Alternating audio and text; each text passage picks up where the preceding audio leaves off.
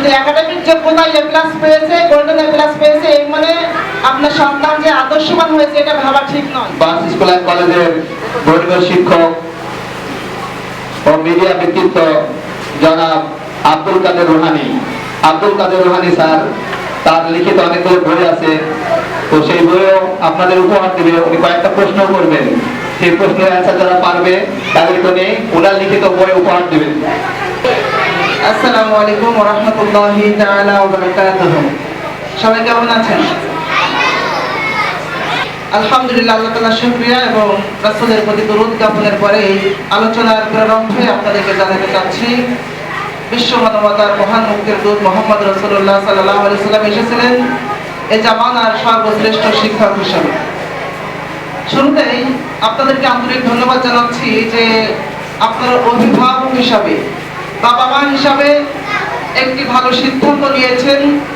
এখানে আপনারা ভুল সিদ্ধান্ত নেননি, সেটা হচ্ছে আপনার সন্তানের জন্য একটি ভালো স্কুল আপনারা যাচাই করেছেন, নির্বাচন করেছেন। আলহামদুলিল্লাহ, আলহামদুলিল্লাহ বলেন। একজন অভিভাবক হিসাবে তার সন্তানের জন্য, সন্তানের সফলতার জন্য একটি স্কুল, একটি প্রতিষ্ঠান নির্বাচন করা হচ্ছে পুরো একটি সফলতার উত্তর মাধ্যম। সেই কাজটি আপনারা করেছেন, আলহামদুলিল্লাহ। আলোচনার শুরুতেই আমি বলতে চাচ্ছি, আজকে আমার সামনে বসে আছে আমার সন্তান তুল্য স্টুডেন্টরা বসে আছে, অভিভাবকগণ বসে আছেন, আজকের স্টেজে আছেন এর সম্মানিত প্রতিষ্ঠানের সম্মানিত প্রিন্সিপাল, ভাইস প্রিন্সিপাল সহ সকল শিক্ষকবৃন্দ এবং সকল অভিভাবকবৃন্দ, আমার স্নেহের সকল সমতুল্য সন্তান তুল্য সকলের প্রতি আন্তরিক সালাম। আসসালামু আলাইকুম ওয়া রাহমাতুল্লাহি ওয়া বারাকাতুহু। আমি আজকে দেখতে পাচ্ছি আমার সামনে বসে আছেন আগামী দিনের এদেশের একজন ইঞ্জিনিয়ারের মা, অথবা একজন ডাক্তারের মা, অথবা প্রধানমন্ত্রীর মা, সফল একজন সন্তানের অভিভাবক এখানে বসে আছেন। দেখতে পাচ্ছি ছোট ছোট বাচ্চাদের মধ্য থেকে এরা আগামী দিনের দেশ এবং জাতি গঠনের সর্বোচ্চ ভূমিকা পালন করবে ইনশাআল্লাহ। বলেন ইনশাআল্লাহ। সম্মানিত অভিভাবকবৃন্দ, আজকে যেহেতু আলোচনার টপিক আমাকে দেওয়া হয়েছে বিশ্ব মানবতার মহান মুক্তির দূত মুহাম্মদ রাসূলুল্লাহ সাল্লাল্লাহু আলাইহি ওয়াসাল্লামের জীবনী নিয়ে কথা বলার জন্য চেষ্টা করব। আপনারা সুন্দর পরিবেশে আমাদের স্যারদের কথা শুনবেন এবং পুরস্কার বিতরণ অনুষ্ঠানটিকে আপনারা সহযোগিতা করবেন, সাফল্যমণ্ডিত করবেন, এমনটি আশা করি আপনাদেরকে। আমি আপনাদের কাছে প্রথমেই জানাতে চাচ্ছি, একজন সন্তানের জন্য, সফলতার জন্য সর্বোচ্চ যিনি ভূমিকা পালন করবেন তিনি হচ্ছে বাবা মা, তিনি হচ্ছেন অভিভাবক। আমাদের অনেক অভিভাবক রয়েছেন যারা তার সন্তানকে স্কুলে ভর্তি করিয়েছেন মানে তার দায়িত্ব শেষ হয়ে যায়, এটা তারা চিন্তা করে। আসলে এই চিন্তা করা কি বোকামি নয়? বলেন, আপনার সন্তান আমাদের স্কুলে কতক্ষণ থাকে বলেন? 24 ঘন্টার ভিতর থেকে হয়তোবা 6 থেকে 7 ঘন্টার মতো থাকে, তার কম অথবা বেশি। এ থেকে আপনি দাবি করেন আমার সন্তান কেন এই হলো না, সেই হলো না, অনেক অভিযোগ চলে আসে। আমি পেলে থেকে একেবারে ক্লাস 8-9 পর্যন্ত ক্লাস নেওয়ার সুযোগ হয়েছে। আমি একজন পুরুষ হিসাবে, একজন স্যার হিসাবে আমার অনেক ধৈর্যের পরিচয় দিতে হয়, যা ইতিপূর্বে এত ধৈর্যের পরিচয় আমাকে দিতে হয়নি। কারণ একজন পেলেতে যে সমস্ত স্টুডেন্ট থাকে তারা তো অনেক বোঝে নাকি? তারা কি ভালো বোঝে? যারা নার্সারিতে পড়ে, তো এই যে আপনাদের সন্তান আছে, আপনাদের হয়তো 2টা বা 3টা সন্তান আছে, বাড়িতে দুষ্টুমি করে, আপনারা অনেক কথা বলেন, তাদেরকে মারধর করেন না? তো আপনাদের যে একজন সন্তান থাকার কারণে আপনারা রাগান্বিত হয়ে যান, তাদেরকে কড়া ভাষায় কথা বলেন, মারধর করেন। কিন্তু এতগুলো স্টুডেন্ট একটা ক্লাসের ভিতরে 30 থেকে 40টা স্টুডেন্ট যখন থাকে, একজন টিচারের দ্বারা বলেন সেটা কি কন্ট্রোল করা কঠিন নয়? বলেন, অবশ্যই কঠিন। তাদেরকে ভালোবাসা দিয়ে রাখতে হয়। দোয়া করবেন ইনশাআল্লাহ তাআলা, যোগ্য টিচার এখানে রয়েছেন। আমি নিজেকে সবচেয়ে অযোগ্য মনে করি, কারণ আমার ধৈর্যটাই সবচেয়ে কম। স্টুডেন্টরা ক্লাসে ঢোকার সাথে সাথেই তারা যে মজা করে ধরে, ক্লাসেই ঢুকতে দেয় না আমাকে। আসলে এটা ভালো লাগারও একটা দিক। তাদেরকে যে একাডেমিক শিক্ষা দিব এটাই না, তাদেরকে নৈতিক এবং আদর্শ শিক্ষা দিয়েও তাদেরকে গড়ে তুলতে হবে, ঠিক না বলেন? একজন মা পারে তার সন্তানকে সফলতা দান প্রান্তে পৌঁছে দিতে। আমি এই কথা বলেই রাসূল সাল্লাল্লাহু আলাইহি ওয়াসাল্লামের জীবনীটা শুরু করব। আপনারা যারা এখানে বসে আছেন অবশ্যই আপনারা শিক্ষিতা, জ্ঞানী, গুণী এবং বিচক্ষণ এবং যাচাই বাছাইয়ের দিক থেকে আপনারা অনেক পারফেক্ট, এটা আমি মনে করি। কারণ এই পল্লী বিদ্যুতের আশেপাশে অনেকগুলো প্রতিষ্ঠান রয়েছে, বার্নস স্কুল একা নয়, অসংখ্য স্কুলের মধ্য থেকে আপনি বার্ডস স্কুল অ্যান্ড কলেজকে বাছাই করে নিয়েছেন, তার মানে সকল দিক থেকে আপনার কাছে এটাই সেরা মনে হয়েছে, ঠিক না বলেন? ঠিক কিনা বলেন? তাহলে আপনার দৃষ্টিতে সেরা প্রতিষ্ঠানটি যদি সুন্দর হয়ে থাকে, আপনার সহযোগিতাও প্রয়োজন। আমরা আজকে যে আলোর নিচে বসে আছি, বৈদ্যুতিক একটি বাল্ব আছে। জানেন এই বৈদ্যুতিক বাল্বের আবিষ্কারক কে? জানেন? কে বলতে পারবেন? আপনারা প্লিজ আমার আলোচনা একটু মনোযোগ দিয়ে শুনবেন, অল্পক্ষণ কথা বলবো। আমরা যে বৈদ্যুতিক বাল্বের নিচে বসে আছি, এই বাল্বের আবিষ্কারক কে? কে বলতে পারবেন? না, আমাদের স্যারদের নিচ্ছি না, আমি অভিভাবকদেরকে নিচ্ছি। কে বলতে পারবেন? যে বলতে পারবেন তার জন্য একটা পুরস্কার থাকবে। শিওর হতে হবে। আপনি শিওর না, তাহলে উত্তরটা আমরা শিওর দিচ্ছি কিভাবে? শিওর যে বলতে পারবেন আমরা তাকে একটা বই পুরস্কার দিব। আমরা যে বাল্বের নিচে বসে আছি, এই বাল্বের আবিষ্কারক যে বিজ্ঞানী ছিলেন টমাস আলভা এডিসন। নাম শুনেছেন না আপনারা? একজন বিজ্ঞানীও বটে। তো উনি উত্তর দিয়েছেন স্যার। আচ্ছা, আমাদের স্যার বলেছেন উনি নাকি সঠিক উত্তর দিয়েছেন। ওনার জন্য একটু শুভেচ্ছা রইল। অনেকেই আবার হাততালি দেয়নি, মনে মনে রাগ করতেছে যে আমি যদি পুরস্কারটা পাইতাম হাততালি ভালো করে দিতাম।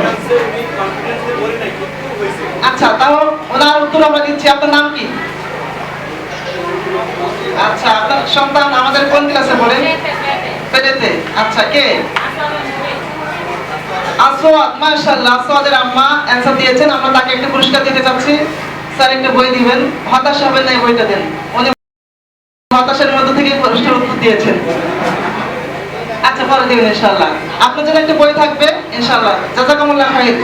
আমি আলোচনার ফাঁকে ফাঁকে আর দুইটা প্রশ্ন করব দুইজনের জন্য, চান্স নিতে হবে ইনশাআল্লাহ। টমাস আলভা এডিসন তিনি একজন বিজ্ঞানী এবং দার্শনিক। আপনার গুগলে সার্চ দিলে তার লেখা অসংখ্য বই পাবেন এবং জীবনী পাবেন। আমি সেখান থেকে ছোট্ট একটি বিষয় বলবো।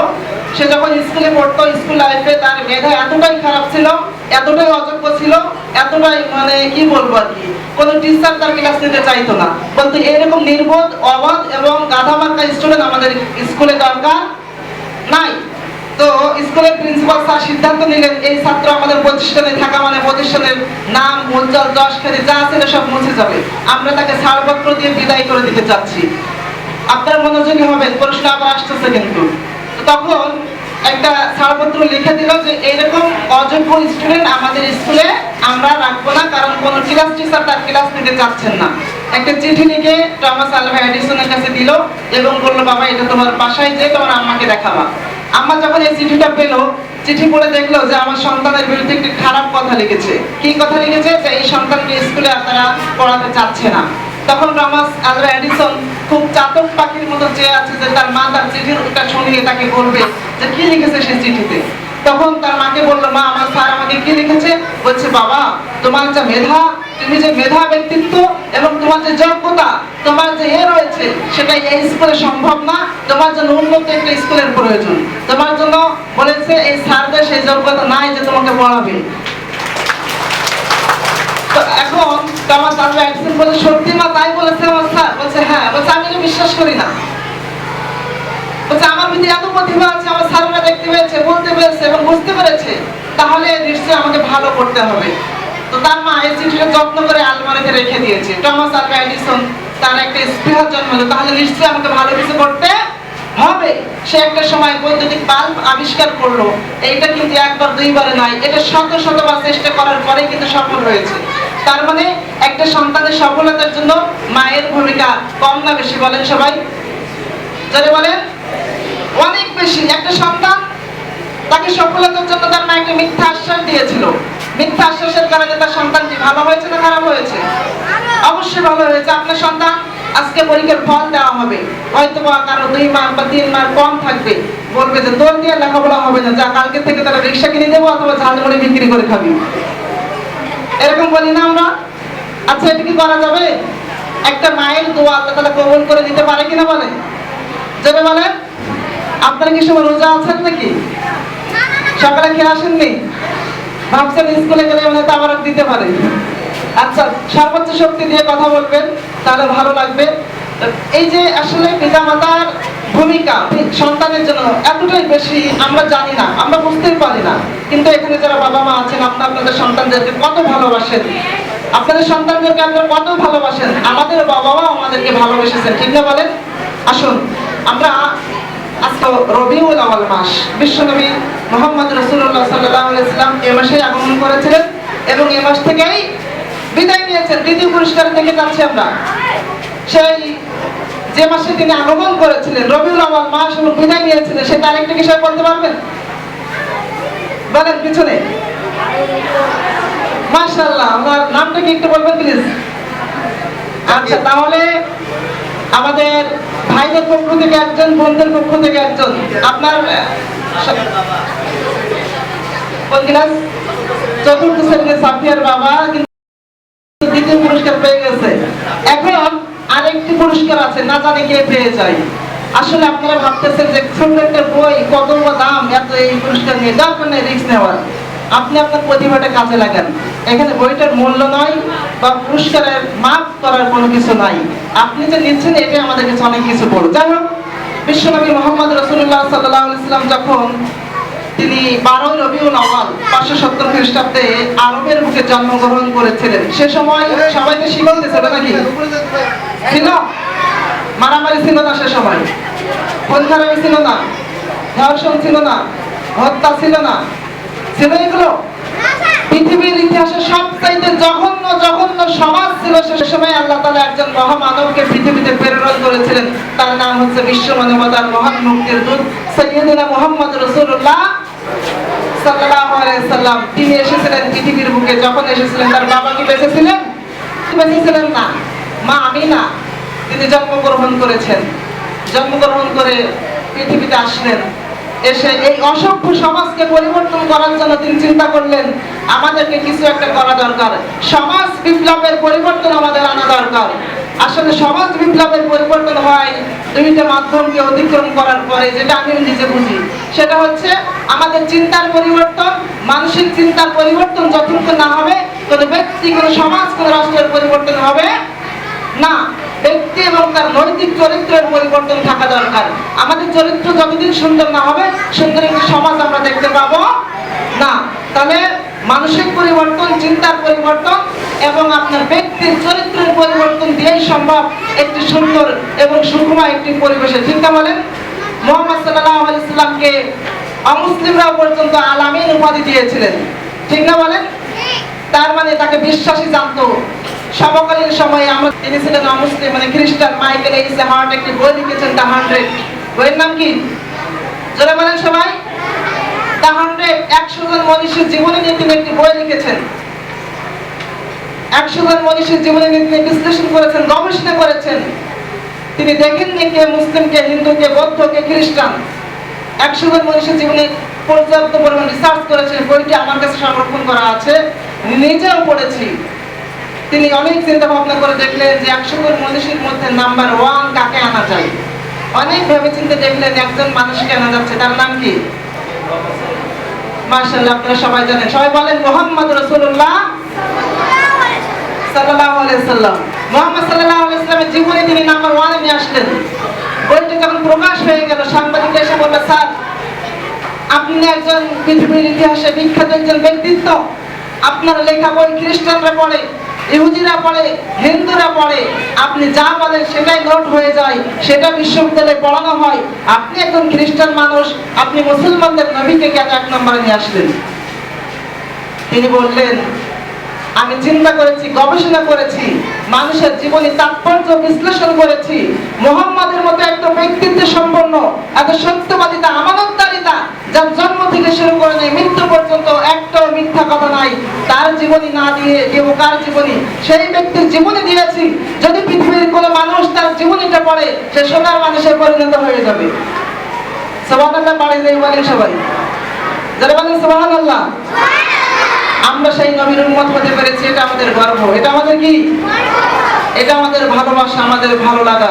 সেই মুহাম্মদ সাল্লাল্লাহু আলাইহি ওয়াসাল্লামকে আমরা চিনলাম না। আমরা বিশ্বনবীর জীবনী থেকে যদি কোনো প্রশ্ন করি আমরা হা হয়ে যাব। অথচ যদি ভারতের স্টার জলসা, কিরণমালা, পাখি এটা সেটা থেকে প্রশ্ন করা হয়, ফটফট করে সে উত্তর দেওয়ার জন্য রেডি হয়ে যাবে। যদি কার্টুন থেকে প্রশ্ন করা হয়, টম জেরি সম্পর্কে প্রশ্ন করা হয়, আমার ছোট ছোট সোনামানিক বাচ্চারা তারা কিন্তু বলবে স্যার আমি জানি এটা। কিন্তু আমরা অভিভাবক, বিশ্ব মানবতার মহান মুক্তির দূত, তার জীবনীটা আমরা পড়ানোর চিন্তা করি না। অথচ মুহাম্মদ এমন একজন মানুষ ছিলেন যার জন্ম থেকে শুরু করে নিয়ে মৃত্যু পর্যন্ত প্রত্যেকটি জীবন হচ্ছে আমাদের জন্য আদর্শ। সুবহানাল্লাহ। আম্মা জান আয়েশা রাদিয়াল্লাহু তাআলা আনহাকে সাহাবী প্রশ্ন করলেন, আম্মা জান বিশ্বনবীর চরিত্র সম্পর্কে আপনি বলেন, যেহেতু আপনার স্ত্রী, আর স্বামীর ব্যাপারে সবচেয়ে বেশি কে জানে? যারা বলেন স্বামীর ব্যাপারে সবচেয়ে বেশি জানে স্ত্রীরাই। আমি কেমন হুজুর, কেমন আলেম, কেমন বুজুর্গ, আমার সম্পর্কে বেশি গ্যারান্টি দিতে পারবে আমার স্ত্রী, ঠিক না বলেন? কারণ বাহিরের জগৎটা বাহ্যিকভাবে চাকচিক্য দেখা গেলেও ভিতরের জগৎটা কেমন এটা তার স্বামী স্ত্রীরাই ভালো জানে। তো আমাদের আয়েশাকে জিজ্ঞাসা করছেন যে বিশ্বনবী সম্পর্কে আপনি বলেন। আমাদের আয়েশা বলছেন, কেন তোমরা কি কোরআন পড়ো না? সুবহানাল্লাহ। তার মানে কোরআন হচ্ছে বিশ্বনবীর জীবনী, হাদিস হচ্ছে বিশ্বনবীর জীবনী। তিনি রাতে যা বলেছেন সকালেও তাই বলেছেন, দিনে যা বলেছেন রাতে তাই বলেছেন, তিনি যা বলেছেন তাই করেছেন, কখনো তিনি মিথ্যা কথা বলেনি। আজকে আমরা অভিভাবক বলেন আমার সন্তানদেরকে বিশ্বনবীর জীবনী জানার ক্ষেত্রে আমরা কতটুকু ভূমিকা পালন করেছি। বিশ্বনবী সাল্লাল্লাহু আলাইহি ওয়াসাল্লাম যে জামানা আসলেন সিলিপ দেওয়া শুরু হয়ে গেছে। যাই হোক, তো সর্বশেষ প্রশ্ন আমি আপনাদেরকে করতে চাচ্ছি, সবাই রেডি আছেন? সবাই রেডি? রেডি? এখানে যারা আম্মাজান বসে আছেন আপনার সন্তানের জন্য সর্বশেষ তাহাজ্জুদের জন্য ডেকে দিয়েছেন শেষ রাতে, কে আছেন? সন্তানকে ডেকে দিয়েছেন, নিজে না কিন্তু, অনেকেই তো ডেকে দিয়েছেন। এখন বিপদে পড়ে গেলাম, সবাইকে পুরস্কার দেবো কিভাবে? আচ্ছা আপনারা একটু দাঁড়ান, যে কয়জন আপনারা আপনার সন্তানকে তাহাজ্জুদের জন্য ডেকে দিয়েছেন আপনাকে প্লিজ দাঁড়ান। আপনাদের মধ্যে আবার প্রশ্ন করুন, দুইজন এখানে একজন ছিলেন না? আচ্ছা দুইজন আছেন, আপনাদের দুইজনকে দিচ্ছি ইনশাআল্লাহ তাআলা। আপনারা বসেন, একজনকে পুরস্কার দিব, প্রয়োজনে আরেকটি বা আরেকজনকে দেওয়া হবে ইনশাআল্লাহ তাআলা। কথাগুলো এলেমওয়ালা ভাবেই বলেছি, বিক্ষিপ্ত ভাবেই বলেছি। চেষ্টা করবেন সন্তানদেরকে আদর্শ দেশপ্রেমিক হিসেবে গড়ে তোলার জন্য। শুধু একাডেমিক যোগ্যতায় এ প্লাস পেয়েছে, গোল্ডেন এ প্লাস পেয়েছে, এই মানে আপনার সন্তান যে আদর্শবান হয়েছে এটা ভাবা ঠিক নয়। সন্তানকে নৈতিকতা সম্পূর্ণ দেশপ্রেমিক এবং আদর্শবান তৈরি করতে হবে। এর মানে এই না যে আপনার সন্তান 100-এর মধ্যে 100-ই পাবে, জিপিএ 5 পাবে, এরকম নয়। সন্তানকে একাডেমিক লেখাপড়ার পাশাপাশি তার ইলমি, তার কোরআনের জ্ঞান, ইসলামের জ্ঞান পিতামাতা হিসেবে অবশ্যই তাকে দেওয়া দরকার। এই পৃথিবীতে অনেক ডাক্তার আছে, অনেক ইঞ্জিনিয়ার আছে, তার বাবা মা বৃদ্ধাশ্রমে থাকে, আছে না? কিন্তু একজন বাবা মাকে দেখান যার ছেলে হাফেজ, অথবা যার ছেলে আলেম, অথবা যার ছেলে 5 ওয়াক্ত নামাজ পড়ে, অথবা যার ছেলে একজন দিনদারি, যে আল্লাহকে ভয় পায়, রাসূলকে ভয় পায়, তার পিতামাতা কোন কষ্টে আছে অথবা বৃদ্ধাশ্রমে আছে, দেখাতে পারবেন? প্লিজ আমি আপনাদের কাছে আহ্বান করি, আপনার সন্তানকে doctor, engineer, SP, OC, DC যা কিছু বানান, আমার তাতে কোনো দুঃখ নাই, সেটা আমাদের জন্য সৌভাগ্য, আমাদের জন্য গৌরব। আপনার সন্তানকে ডাকাত বানাবেন না। বাবা তোমাকে লেখাপড়া করতে হবে, ডাক্তার হতে হবে, অনেক টাকা পয়সা ইনকাম, এরকম না। লেখাপড়া করো, মানুষের মতো মানুষ হও, সুখে থাকবেন, শান্তিতে থাকবেন। এই সন্তান আপনার কাছ থেকে কখনো কষ্ট দিবে না। যে কথাগুলো বলেছি আল্লাহ তাআলা আমাদের সবাইকে আমল করে তৌফিক দান করুন, বলে আল্লাহুম্মা আমিন। এবং সুযোগ এবং সময় থাকলে পরবর্তীতে আরো কথা বলা যাবে। আপনাদেরকে ধন্যবাদ। এবং অনুষ্ঠানের শেষ পর্যন্ত আপনারা সুন্দরভাবে বসে থাকবেন, সুন্দর পরিবেশ নিয়ে থাকবেন এমনটি প্রত্যাশা করি। পরবর্তী এজেন্ডা আমাদের পরিচালনা করবেন আমাদের স্যার রয়েছেন। সকলের ধন্যবাদ জানিয়ে আমার বক্তব্য শেষ করছি। আসসালামু আলাইকুম ওয়া রাহমাতুল্লাহ।